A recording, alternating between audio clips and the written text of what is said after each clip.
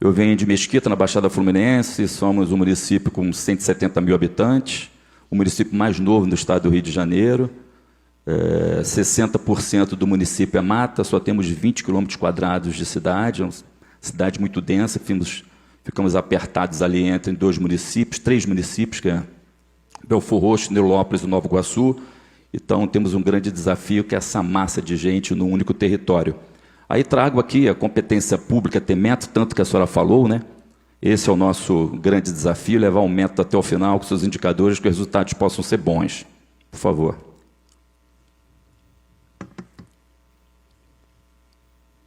A incompetência do político é coisa de profissional? A gente escuta muito isso, né? Nós, políticos, somos incompetentes, né? Tem que ser muito profissional para errar sempre, até porque os problemas são os mesmos, os desafios são os mesmos, as experiências são as mesmas. E isso vai passando frente governos, e pouca gente muda. No nosso caso, em Mesquita, eu vim da iniciativa privada, eu tive a oportunidade de ser prefeito 8 anos agora, e assumimos a cidade assim como o meu amigo prefeito de Arinos, a cidade sem serviço público em 3 meses, tomada por lixo, salários atrasados de servidores 3 meses e 13º, e sem nenhum terceirizados também, sem nenhum tipo de legado patrimonial, interpessoal e coisa parecida de pertencimento de cidade. A incompetência é coisa de profissional? Aí, nesse caso, certamente não tenha dúvida que tem que ser muito profissional e incompetente para continuar errando ao longo da sua história. Como melhorar a vida das pessoas? Eu trago aqui essa grande pensamento para a gente, seja quem for, seja o prefeito que for, cada um tem o seu método de cidade. É mágica? Claro que não. Complexo, bastante complexo. A gente sabe qual é a diferença que um prefeito tem de tocar uma máquina administrativa com essa insegurança jurídica também que tem no país. E temos esse tripé, que é um tripé que nós temos que pular sempre, que é a burocracia. Acredito que é o que diferencia o setor público também de um bom executivo, que é ser rápido, apesar de toda a burocracia que a política nos exige e tem que ter. O atraso histórico dos legados dos governos anteriores e a resistência à mudança de cada um de nós, e principalmente da população, que já não confia em absolutamente nada, já que repetitivamente a cidade continua desse jeito, sem nenhum tipo de serviço. Nós temos uma fala lá que primeiro a gente faz o básico e depois a gente estrutura o básico. Só fazemos obrigação municipal, nada de obrigação de terceiros. Muitas das vezes o município acaba entrando numa discussão de fazer função de governo federal, de função de governo estadual, e fica essa confusão da sua obrigatoriedade e o serviço demora a chegar na ponta. Primeiro a gente faz o básico, depois a gente estrutura o básico. Vim trazer aqui essa fala na saúde, porque a gente focou no preventivo, no acompanhamento preventivo da saúde, o que diz a Organização Mundial de Saúde, que até 80% dos problemas das pessoas são resolvidos em clínica de família, assim como atribui também o Ministério da Saúde. Se ele tiver com todas as saúde, com as suas doenças pré-existentes controladas, dificilmente ele vai para uma emergência. Somente se quebrar uma perna ou tiver um problema mais sério. Mas mais de 80% das pessoas se resolvem em clínica de família. Nós pegamos com 23%, hoje nós temos 100% de cobertura da família, os equipamentos públicos são muito qualificados, você já sai com remédio, já sai com o exame tudo marcado dentro da unidade ampla, que a pessoa possa se sentir à vontade e que o nosso servidor possa prestar um bom serviço.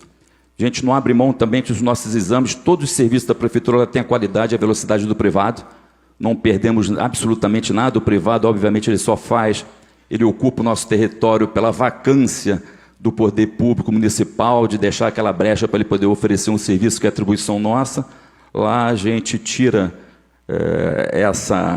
tem uma briga muito próxima com isso. O empresariado não pode viver e tem que viver de outra coisa na cidade, não do serviço com obrigação nossa. Isso aqui é o que a gente tem que entregar à população com velocidade e qualidade, a gente não abre mão. Esse é o nosso território da saúde, a nossa política pública, que a gente trata a cidade como ocupação de território. Todas as clínicas da saúde pautadas dentro de regiões e bairros. Então, a gente sabe que a população está ocupada com tudo que é de saúde básica que ela precisa próximo da sua casa. Isso também é no CRAS, isso é no CREAS, né? Os CREAS são os especializados, no caso das policlínicas também, a única coisa que sobrepõe o território são os especializados. Cultura, esporte, lazer, ele tem que ter tudo dentro do território dele. Esse é um vídeo que a gente trouxe aqui, que aconteceu semana passada, de uma munícipe, ela dizendo que pega os remédios na unidade, que ela mora lá. A gente achou muito estranho, porque a gente já passou desse nível de estabelecer a entrega de remédio, como também de exames. Muito chamou a atenção, depois a gente foi dar uma olhadinha, foi procurar, ela não era do município, ela era do município que migrou para o nosso município por falta de serviço em município próximo, porque ela não pode falar que é muito legal a cidade se ela recebeu o remédio como obrigação nossa, e está muito claro para a gente mantém a lista do REMUME no nosso portal de transparência, somos líder também de transparência no Brasil, pela CGU. Quando a médica foi passando de remédio, eu falei, meu Deus, eu vou gastar uns R$200, mas ela falou que tem, quando ela falou lá, graças a Deus. Amoxicilina, 3 amoxicilina, né, porque são 3 dias, e um cefalexina, esse aqui é da Duda, né, e esse aqui é do Salomão. Aí, passou prednisolona, né, que é prednicin, não, isso aqui é Ambrachol, né, que é bom também. Isso chamou atenção porque, poxa, isso é uma coisa pra gente muito básica, as pessoas saírem com todos os seus remédios, com os seus exames marcados em todas as unidades, coleta de sangue em todos. Mas essa cidade... A gente foi ver, ela tinha migrado de outro território. E com essa ocupação de território, ela tem que ter tudo lá: assistência social, saúde, educação, segurança, infraestrutura, todos os planos de saúde, todos os planos de governo, como o plano de saneamento básico, como o plano de mobilidade urbana, como o plano da mata, todos os planos têm que convergir com as entregas de equipamento.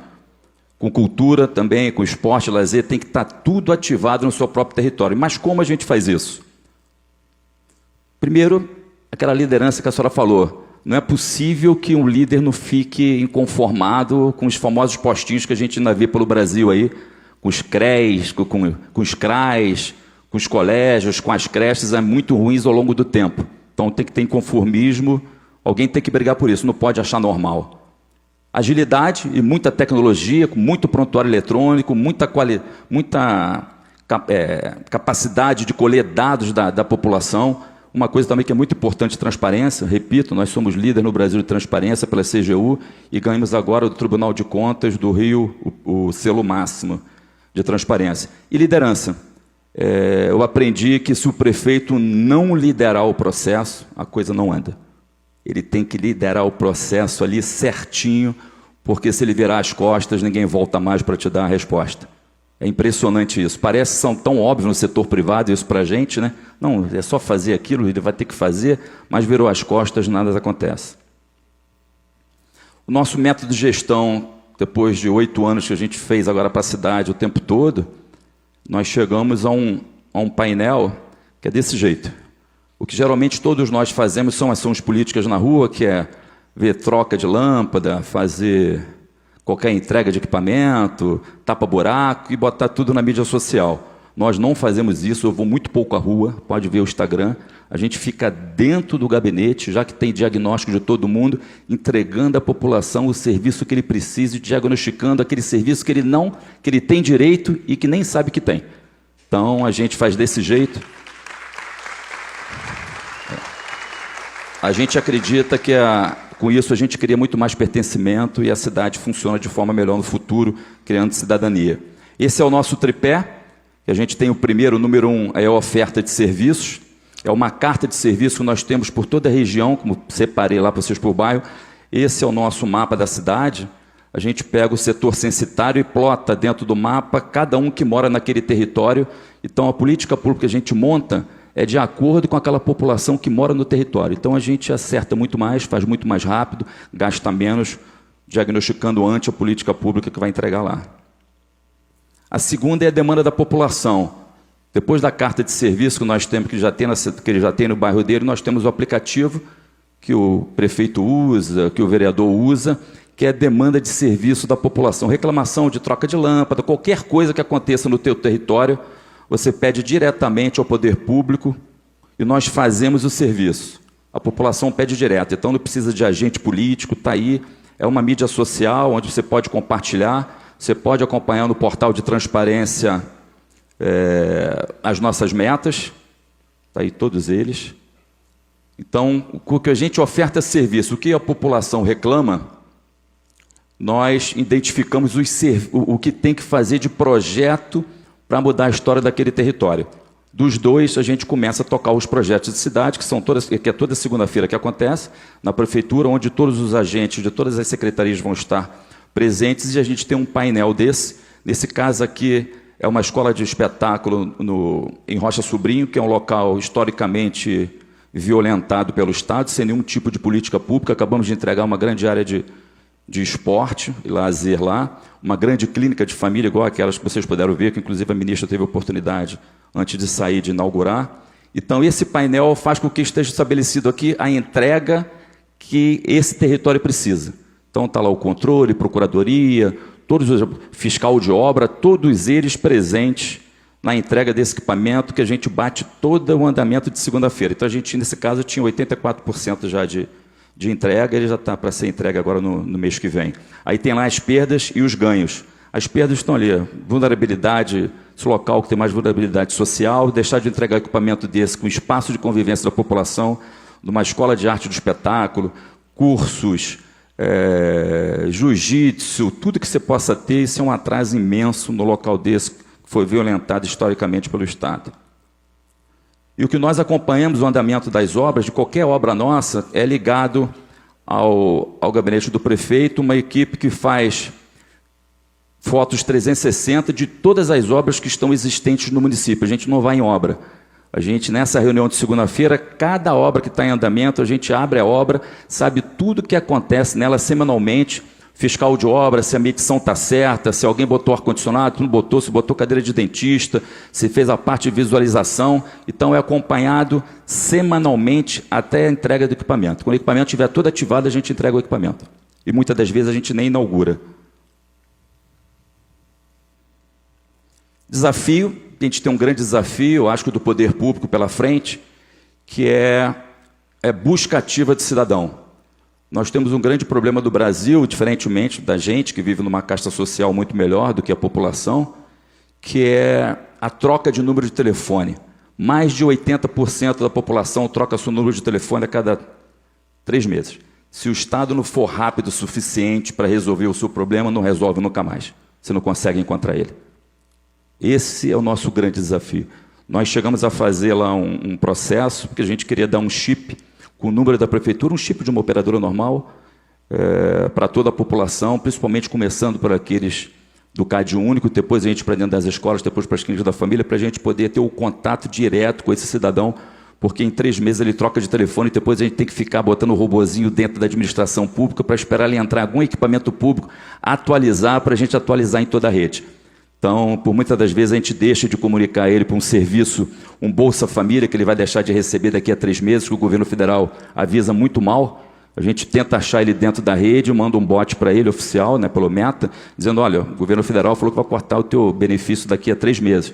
Vai, por favor, no teu CRAS lá para você fazer o seu recadastramento, para você não sofrer com isso. Então, com esse número aí, se a gente conseguisse fazer isso, ele teria internet gratuita, eu travaria a internet dele e diria para ele só o seguinte, olha, eu só te libero a internet quando você for no seu CRAS se recadastrar, então tu vai perder seu benefício. Assim que ele fosse, a gente liberaria a internet.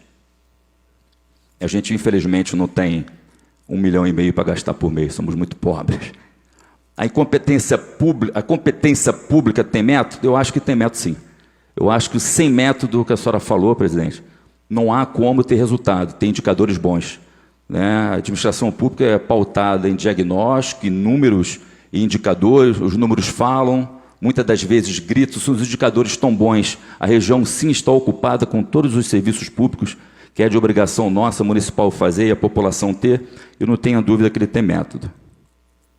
E o maior legado que nós queremos deixar para a população é o pertencimento. Quando você começa a criar a cidadania, todo mundo começa a te cobrar o serviço público, começa a saber qual é o seu direito, né?